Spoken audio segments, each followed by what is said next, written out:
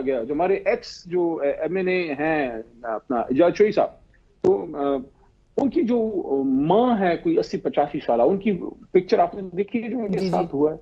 तो यहाँ जो पंजाब की लीडरशिप है, जो वर्कर है, उनके लिए निकलना बड़ा मुश्किल है। एक बिल्कुल ठीक। मशरूइयत का माहौल है, राइट। मार्शल लॉ में ऐसा कभी नहीं हुआ। अब आपने और कॉल की, अली साहब आपने बात की आपका कि क्या इमरान खान साहब कॉल देंगे, ये जी, बड़ी अहम बात है, ये इस पे और मुझे क्या बात 30 नवंबर से तो पहले क्या देंगे?